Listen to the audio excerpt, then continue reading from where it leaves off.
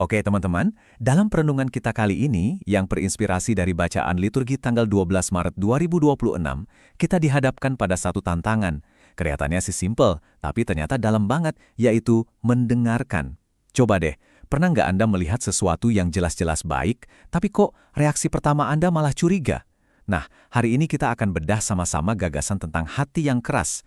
Ini adalah sebuah kondisi yang bisa bikin kita seolah-olah tuli sama suara kebaikan, bahkan saat kebaikan itu hadir dalam bentuk mujizat. Yuk, kita coba bayangkan sebuah adegan yang luar biasa. Ada sebuah mujizat besar terjadi, ya, di depan mata banyak orang. Logikanya, semua orang pasti bakal sorak-sorai gembira, bersatu dalam kekaguman kan? Tapi, yang terjadi justru sebaliknya. Peristiwa ini malah bikin mereka terpecah belah. Inti ceritanya adalah sebuah penyembuhan yang benar-benar mengubah hidup. Jadi Yesus ketemu seorang pria yang terperangkap dalam kebisuan. Lalu dalam sekejap, Yesus membebaskannya. Ini bukan sekedar suaranya balik lagi ya. Ini soal pemulihan martabat, soal kemampuan untuk bisa nyambung lagi sama dunia. Sebuah transformasi total, dari keterasingan menjadi komunikasi. Dan ini bukan kejadian rahasia yang terjadi di tempat sepi loh. Ini tontonan publik. Ratusan pasang mata melihat langsung, ratusan pasang telinga mendengar langsung, jadi nggak ada keraguan sedikit pun kalau mujizat itu nyata dan terjadi persis di depan mereka semua. Nah, disinilah ceritanya jadi menarik banget, tapi sekaligus bikin bingung ya. Satu peristiwa yang sama, tapi bisa memicu dua reaksi yang 180 derajat berbeda. Sebagian orang itu kagum luar biasa. Mereka melihat ini sebagai karya Tuhan, tapi sebagian lainnya gimana?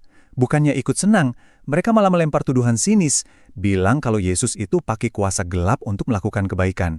Loh, kok bisa? Kebaikan yang begitu nyata, kok bisa ditafsirkan jadi sesuatu yang jahat? Jawabannya, ternyata bukan ada di mujizatnya, tapi ada di kacamata yang dipakai sama orang-orang yang melihat. Nah, ini membawa kita ke konsep inti permenungan kita hari ini, misteri tentang hati yang keras. Jadi apa sih sebenarnya hati yang keras itu? Ini tuh bukan soal pinter atau enggaknya seseorang, bukan soal logika. Ini adalah sebuah kondisi batin, di mana hati kita itu seolah-olah dilapisi filter negatif. Jadi meskipun bukti kebaikan ada persis di depan mata, hati yang keras ini bakal otomatis nyari-nyari celah buat meragukannya, menolaknya, atau bahkan memelintirnya jadi sesuatu yang buruk. Santo Agustinus dengan begitu indah menangkap akibat dari kondisi ini. Hati yang tertutup dari sumber kebaikan sejati itu, ya, hati yang bakal selalu merasa gelisah. Ada semacam kekosongan, semacam kebisingan di dalam diri yang gak akan pernah bisa ditenangkan oleh apapun di dunia ini. Kenapa? Karena hati itu menolak satu-satunya sumber kedamaian yang sejati. Masalah hati yang keras ini bukan cuma cerita zaman dulu ya. Ini relevan banget sama hidup kita sekarang.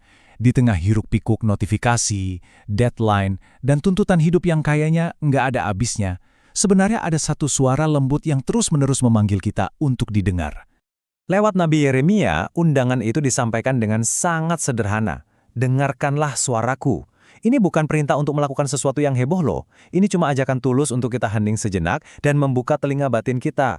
Pertanyaannya, di mana kita bisa dengar suara itu? Nah, sumber bacaan kita nunjukin ada 3 frekuensi utama nih. Pertama, lewat perenungan kitab suci. Kedua, dalam keheningan saat kita ngobrol secara pribadi, lewat doa. Dan yang ketiga, ini yang sering banget kita abaikan, lewat berbagai peristiwa dalam hidup kita. Baik itu yang bikin kita senang maupun yang bikin kita susah. Terus, apa sih penghalang terbesarnya? Bukan karena Tuhan berhenti bicara, tapi karena kita yang berhenti mendengarkan. Kebisingan dari dunia luar itu, wah, bising banget. Sampai-sampai suara dari dalam yang lebih lembut dan lebih penting itu seringkali tenggelam begitu saja, tanpa kita sadari. Oke, setelah kita paham masalahnya, yaitu hati yang keras dan dunia yang bising, sekarang kita beralih ke solusinya. Dan solusinya itu bermuara pada satu hal, sebuah pilihan sadar. Pilihan yang harus kita ambil bukan cuma sekali, tapi setiap hari. Pernyataan Yesus ini mungkin kedengarannya tegas banget ya, tapi ini sebenarnya bukan ancaman. Ini lebih ke sebuah klarifikasi.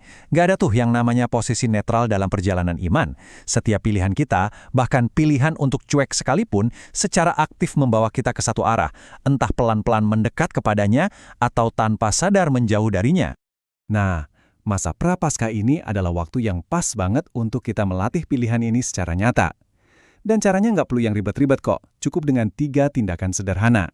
sengaja mencari momen hening untuk lebih dekat dengan Tuhan, berkomitmen untuk lebih setia dalam doa meskipun cuma beberapa menit, dan yang paling kelihatan, memilih untuk lebih mengasihi orang-orang di sekitar kita. Inilah hasil yang luar biasa dari tindakan-tindakan kecil tadi. Setiap doa singkat, setiap perbuatan baik yang tulus, setiap momen hening, itu semua berfungsi seperti tetesan air yang jatuh di atas tanah yang kering dan keras. Pelan-pelan tapi pasti, hati kita bakal melembut, jadi lebih subur dan lebih siap untuk menerima benih-benih kebaikan. Sekarang, setelah kita bedah semua konsep ini, yuk kita bawa semua ini ke dalam diri kita masing-masing. Saya akan tinggalkan Anda dengan 3 pertanyaan refleksi yang bisa jadi panduan pribadi kita. Pertanyaan pertama, ini soal prioritas. Di tengah kesibukan kita semua, apakah kita secara sadar menyediakan waktu untuk hening? Bukan pakai waktu sisa ya, tapi benar-benar mengalokasikan slot waktu yang berharga, khusus untuk diam dan mendengarkan. Nah, pertanyaan ini butuh kejujuran yang dalam dari diri kita. Coba deh periksa diri Anda. Adakah area dalam hidup, mungkin soal memaafkan, soal cemas akan masa depan, atau cara kita mandang orang lain, di mana hati Anda terasa tertutup, sinis, dan susah banget untuk melihat kebaikan? Dan yang terakhir, mari kita buat ini jadi aksi yang nyata. Lupakan deh rencana-rencana besar yang seringnya gagal. Coba pikirkan, hari ini apa satu langkah paling kecil yang bisa Anda lakukan untuk mulai melembutkan hati dan mendekatkan diri? Mungkin cuma dengan mengambil 1 menit untuk bersyukur. Langkah kecil itu bisa jadi awal dari sebuah perubahan yang besar.